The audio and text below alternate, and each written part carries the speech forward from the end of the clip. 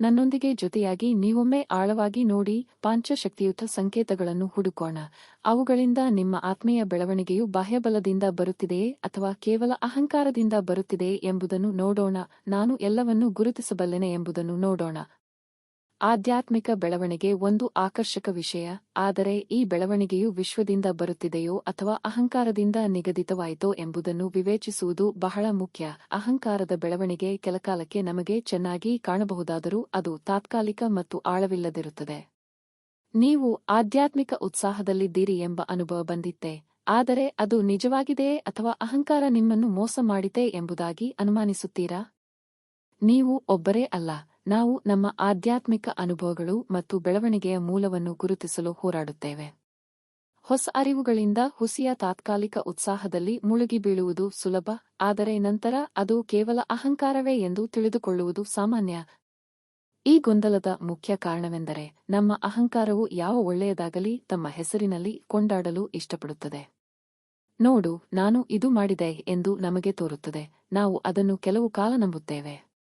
ಆದರೆ ನಿಜವೆಂದರೆ ಅಹಂಕಾರವು ಕೇವಲ ನಮ್ಮ ಭಯಗಳು ಮತ್ತು ಅಶಕ್ತತೆಗಳನ್ನು ಮುಚ್ಚಲು ಒಂದು ಮುಖವಾಡವಾಗಿದೆ. ಅಹಂಕಾರದಿಂದ ಪ್ರೇರಿತ ಬೆಳವಣಿಗೆಯು ಮತ್ತು ಸತ್ಯ ಆಧ್ಯಾತ್ಮಿಕ ಬೆಳವಣಿಗೆಯ ನಡುವಿನ ರೇಖೆ ಬಲಿಯಾಗಿರುತ್ತದೆ. ಆದ್ದರಿಂದ ನಮ್ಮ ಆತ್ಮೀಯ ಯಾತ್ರೆಯು ಏನಿಂದ ಚಲಿಸುತ್ತಿದೆ ಎಂಬುದರ ಕುರಿತು ಆಳವಾದ ವಿವೇಕವನ್ನು ಬೆಳೆಸುವುದು ಅಗತ್ಯ. ನಾವು ಸತ್ಯವಾಗಿ ವಿಶ್ವದೊಂದಿಗೆ ಸಂಪರ್ಕ ಹೊಂದಿದ್ದೇವೆಯೇ ಅಥವಾ ಕೇವಲ ಅಹಂಕಾರವನ್ನು ತೃಪ್ತಿಪಡಿಸುತ್ತಿದ್ದೇವೆಯೇ? ನಿಮ್ಮ ಆತ್ಮೀಯ ಬೆಳವಣಿಗೆಯು ವಿಶ್ವದಿಂದ ಬರುತ್ತಿದೆ ಎಂಬ ಪ್ರಮುಖ ಸಂಕೇತಗಳಲ್ಲಿ ಒಂದು ಅಂದರೆ ನೀವು ಸಂಪೂರ್ಣ ಶರಣಾಗುವ ಅಹಸಾಸೆ ಅನುಭವಿಸುವುದು. ನೀವು ನಿಯಂತ್ರಣವನ್ನು ಬಿಟ್ಟು ವಿಶ್ವದ ಮಾರ್ಗದರ್ಶನವನ್ನು ಒಪ್ಪಿಕೊಳ್ಳಿದಾಗ ನಿಜವಾದ ಅದ್ಭುತಗಳು ಸಂಭವಿಸುತ್ತವೆ. ಇನ್ನೊಂದು ಸಂಕೇತವೆಂದರೆ ನಿಮ್ಮ ಸುತ್ತಮುತ್ತಲಿನ ಎಲ್ಲವುಗಳೊಂದಿಗೆ ಏಕತೆಯ ಭಾವನೆ.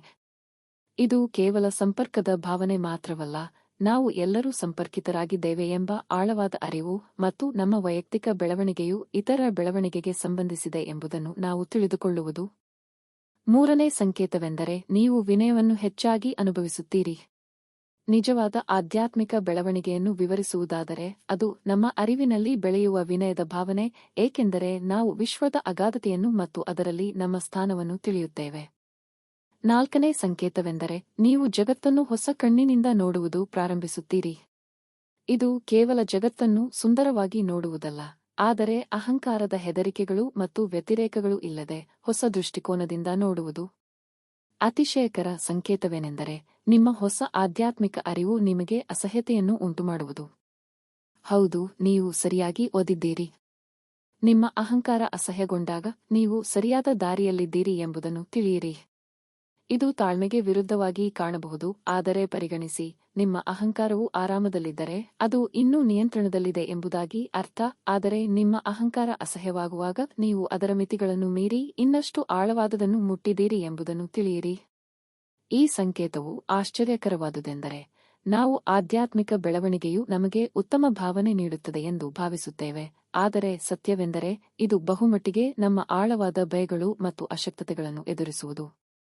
ಸಾರಾಂಶವಾಗಿ, ಈ 5 ಸಂಕೇತಗಳು ನಿಜವಾದ ಆಧ್ಯಾತ್ಮಿಕ ಬೆಳವಣಿಗೆಯ ಮತ್ತು ಅಹಂಕಾರದಿಂದ ಪ್ರೇರಿತ ಬೆಳವಣಿಗೆಯ ನಡುವಿನ ವ್ಯತ್ಯಾಸವನ್ನು ನಿಮಗೆ ತೋರಿಸಬಲ್ಲವು. ನಿಮ್ಮ ಆತ್ಮೀಯ ಬೆಳವಣಿಗೆಯ ಮೂಲವನ್ನು ಗುರುತಿಸಲು ಒತ್ತಾಯವಿರಲಿ, ಏಕೆಂದರೆ ಇದು ನಿಮ್ಮ ಯಾತ್ರೆಯಲ್ಲಿಯ ಯಶಸ್ಸಿನಲ್ಲಿ ಬಹಳ ವ್ಯತ್ಯಾಸವನ್ನು ಉಂಟುಮಾಡುತ್ತದೆ. ನೋಡುವುದಕ್ಕಾಗಿ ಧನ್ಯವಾದಗಳು ಮತ್ತು ನೀವು ನಿಮ್ಮ ಸ್ವಂತ ಆಧ್ಯಾತ್ಮಿಕ ಬೆಳವಣಿಗೆಯ ಅನುಭವಗಳನ್ನು ಹಂಚಿಕೊಳ್ಳಲು ಬಯಸಿದರೆ ದಯವಿಟ್ಟು ಕಮೆಂಟ್ ಮಾಡಿ. ವಿಶ್ವದೊಂದಿಗೆ ನಿಮ್ಮ ಸಂಪರ್ಕವನ್ನು ಹೆಚ್ಚಿಸಲು ಸಹಾಯ ಮಾಡುವ ಆಧ್ಯಾತ್ಮಿಕ ಅಭ್ಯಾಸಗಳ ಕುರಿತು ನನ್ನ ಸಂಬಂಧಿತ ವಿಡಿಯೋವನ್ನು ತಪ್ಪದೆ ನೋಡಿ.